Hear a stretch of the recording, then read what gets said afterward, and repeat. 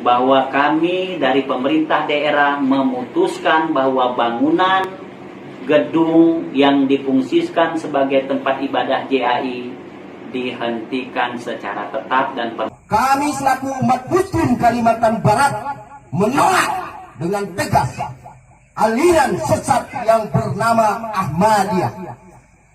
Kami dari Aliansi Umat Islam Kalimantan Barat bersama Sultan Syarif Mahmud Melvin Al-Qadri dari Kerajaan Pontianak. Pada hari ini kami mengajak seluruh umat Islam yang berada di kota Pontianak yang berada dapat dilakukan penghentian sementara, penghentian tetap, atau juga pembongkaran.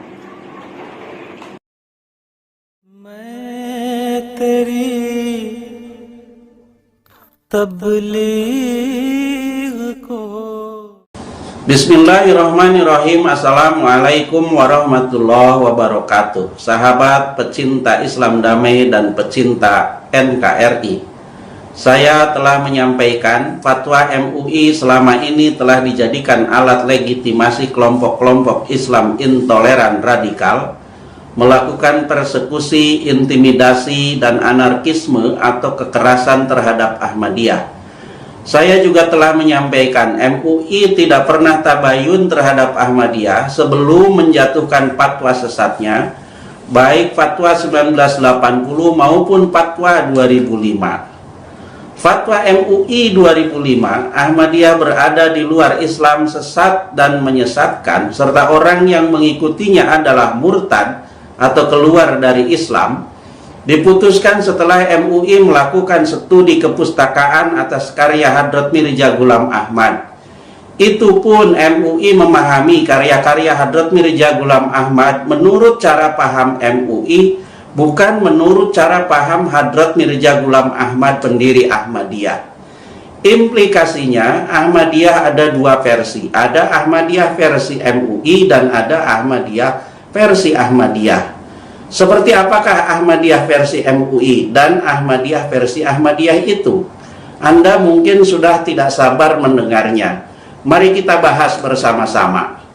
Ahmadiyah versi MUI seperti yang dapat kita baca dalam Syarah Fatwa MUI 7 2005. Aliran Ahmadiyah adalah aliran yang mengikuti ajaran Mirza Ghulam Ahmad Al-Qadiani dan berdiri pada tanggal 23 Maret 1889. Mirza Ghulam Ahmad sendiri lahir di Qadian, nama sebuah desa di India, pada tanggal 13 Februari 1835 dan meninggal pada 26 Mei 1908. Pada bagian ini MUI fine-fine saja karena penjelasannya dikutip dari buku Dakwatul Amir karya Hadrat Mirza Basiruddin Mahmud Ahmad, Imam Jemaat Ahmadiyah kedua.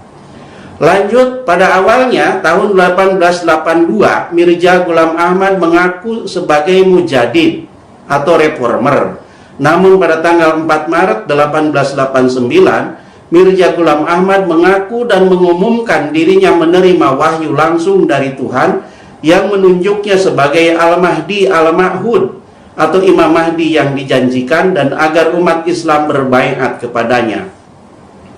Pada 23 Maret tahun itu pula Ghulam Ahmad menerima baiat dari 20 orang di kota Ludhiana. Di antara mereka terdapat Hadrat Hakim Nuruddin yang kelak menjadi Khalifah Al-Masih pertama, pemimpin tertinggi Ahmadiyah. Pada bagian ini ada koreksi, yang betul menerima baiat dari 40 orang di Ludhiana, bukan 20 orang dari Ludhiana. Bisa dipahami salah karena penjelasan dikutip dari Hafiz Dasuki, Ensiklopedia Islam Non-Ahmadiyah. Kemudian MUI memberikan penjelasan lebih lanjut. Pada tahun 1890 Mirza Ghulam Ahmad membuat pengakuan yang lebih menghebohkan. Ia mengatakan selain sebagai Al-Mahdi, ia juga mengaku mendapat wahyu dari Allah Subhanahu wa Ta'ala yang menyatakan bahwa Nabi Isa yang dipercaya umat Islam dan umat Kristen bersemayam di langit sebenarnya telah wafat. Menurut Mirza Ghulam Ahmad, janji Allah untuk mengutus Nabi Isa kedua kalinya ke dunia diwujudkan dengan jalan menunjuk dirinya sebagai Al-Masih Al-Mau'ud atau Al-Masih yang dijanjikan. Menurut keyakinan pengikut Ahmadiyah, Nabi Isa setelah dipaku di palang salib oleh kaum Yahudi, tidaklah mati tetapi hanya pingsan. Sesudah sembuh, beliau menyingkir dari Palestina ke daerah-daerah timur, di mana bertebaran 10 suku Israel lainnya. Akhirnya beliau sampai di Kashmir, di mana beliau wafat dan dikuburkan di Kanyar Street, Srinagar. Sampai kini kuburan itu masih ada. Hingga di sini paparan MUI fine-fine saja, karena paparan itu dikutip dari Safi R. Batuah Ahmadiyah dalam bukunya Ahmadiyah Apa dan Mengapa. Lebih lanjut, MUI menjelaskan penunjukan Allah terhadap Mirza Ghulam Ahmad tersebut menurutnya adalah wahyu, sebagaimana termuat dalam kitab Tazkirah yang berbunyi sebagai berikut. Al-Masih anak Maryam, Rasulullah telah wafat sesuai dengan janji, engkau datang menyandang warna sifatnya. Janji Allah pasti akan genap. Tazkirah halaman 190. Dengan pengakuan ini, maka menurut Ahmadiyah, dalam diri Mirza Ghulam Ahmad terdapat 2 personifikasi, yaitu Al-Masih yang dijanjikan dan Al-Mahdi yang dinantikan. Hingga bagian paragraf ini MUI fine, oke. Karena kesimpulannya juga dikutip dari Hazrat Mirza Basiruddin Mahmud Ahmad, Imam Jemaat Ahmadiyah kedua. MUI mulai mengarang memahami Ahmadiyah menurut cara paham MUI saat memberi catatan kaki tentang tazkirah. Apa kata MUI tentang tazkirah? Pada catatan kaki nomor 5 Syarah Fatwa MUI 7 2005 tertulis, kitab tazkirah adalah kumpulan mimpi, kasab, dan wahyu yang diterima Mirza Ghulam Ahmad. Kitab ini menjadi kitab suci dan pegangan utama aliran Ahmadiyah. Keterangan pada paragraf pertama, kitab Tazkirah adalah kumpulan mimpi, kasab, dan wahyu yang diterima Mirza Ghulam Ahmad. Oke, sesuai dengan keyakinan dan paham Ahmadiyah. Keterangan pada paragraf kedua, kitab ini menjadi kitab suci dan pegangan utama aliran Ahmadiyah. Nah, ini 100% keyakinan dan paham MUI, bukan keyakinan dan paham Ahmadiyah. Selanjutnya MUI menulis, pada tahun 1901,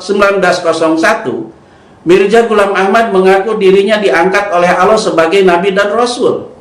Pengakuan sebagai Nabi dan Rasul itu dapat dilihat dalam berbagai buku dan tulisan Mirza Ghulam Ahmad, baik dalam buku-buku karyanya sendiri maupun dalam tulisannya di berbagai media massa seperti surat kabar atau majalah. Di antaranya Mirza Ghulam Ahmad dalam Dafi'ul Bala, dan dialah Tuhan yang hak yang telah mengutus Rasulnya di Kadian.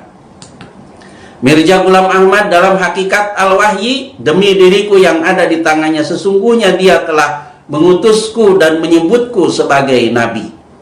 Mirza Ghulam Ahmad dalam Nujul Al-Masih, saya adalah Nabi dan Rasul, artinya saya adalah bayangan yang sempurna, sebagaimana kaca yang menampakkan gambaran yang sempurna dari Muhammad dan kenabian Muhammad.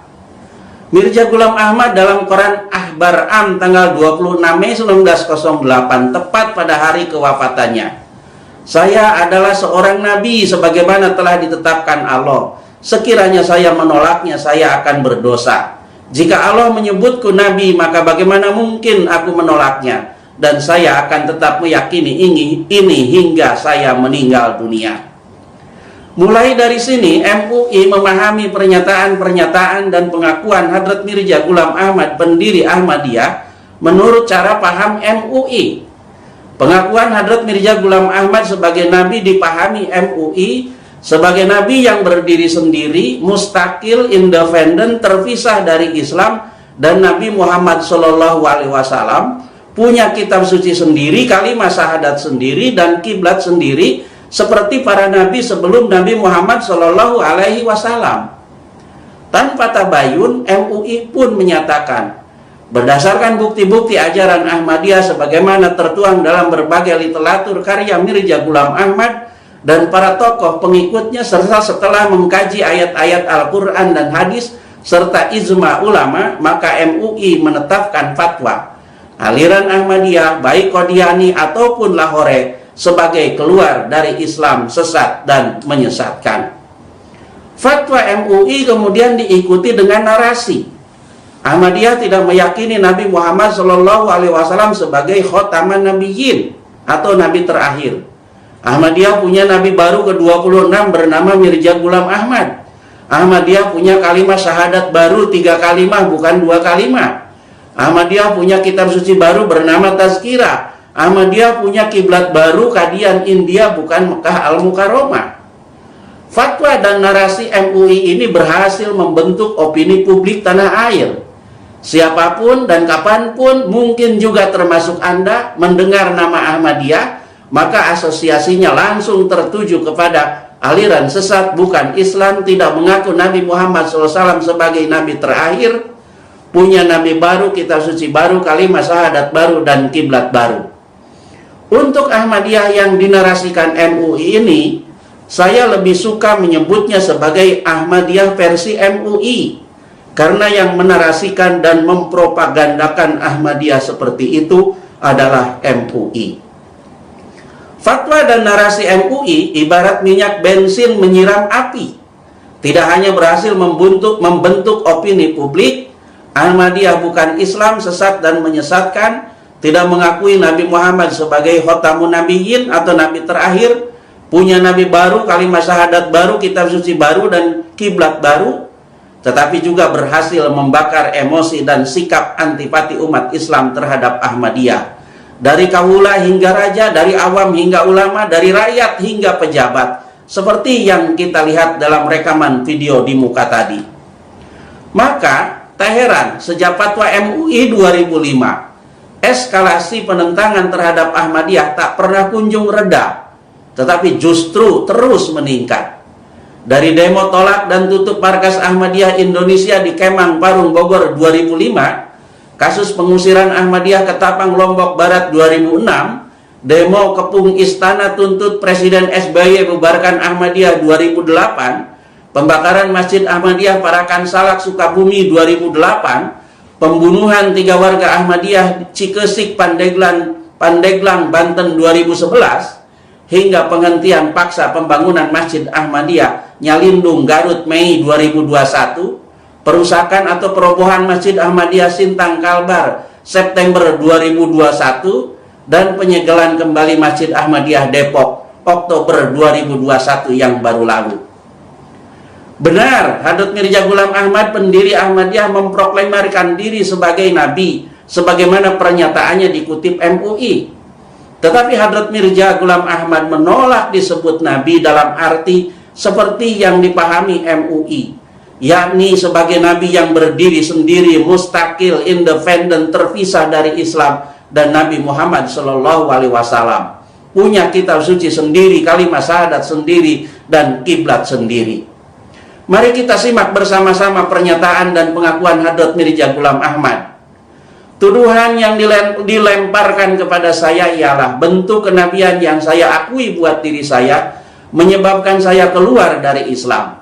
Dengan perkataan lain, saya dituduh mempercayai saya adalah nabi yang berdiri sendiri, seorang nabi yang tak perlu mengikuti Al-Quran suci, dan kalimat saya lain dan kiblat saya berubah. Juga saya disangkakan menghapus syariat dan memutuskan tali kesetiaan kepada Nabi Muhammad. Tuduhan itu sama sekali palsu. Sesuatu pengakuan kenabian seperti itu adalah kufur. Ini jelas.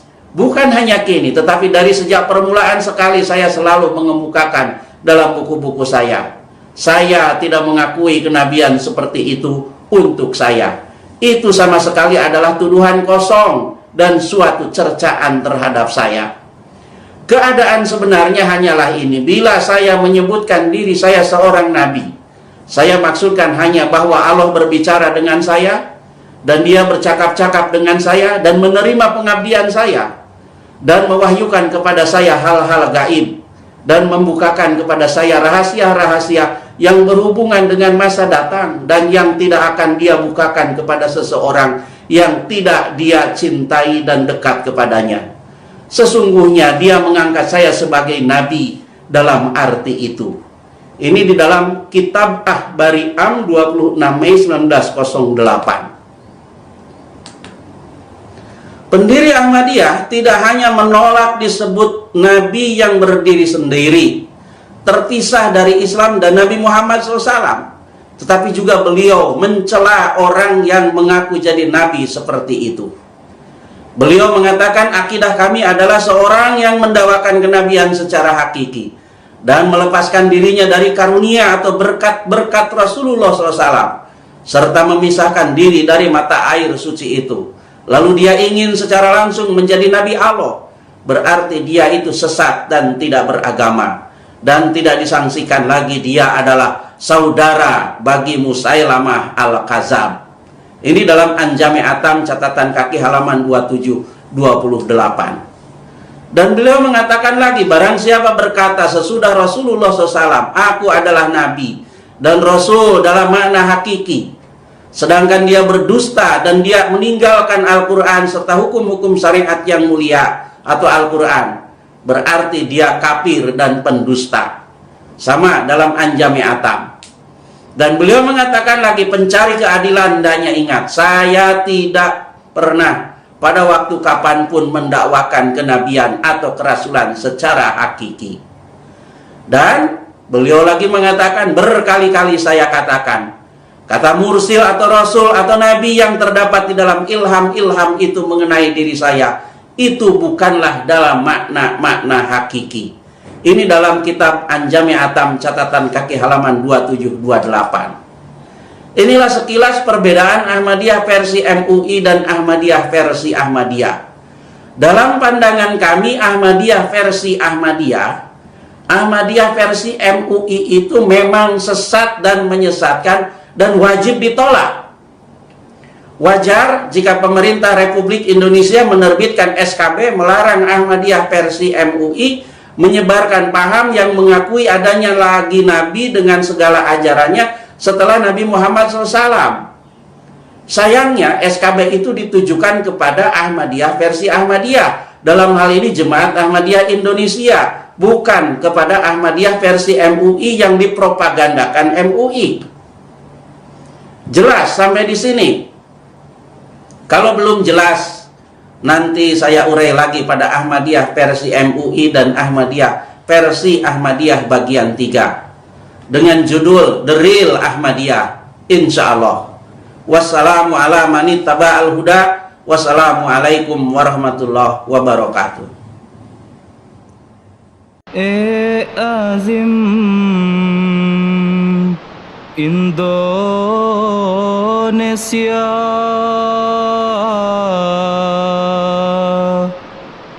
jayalah Indonesia.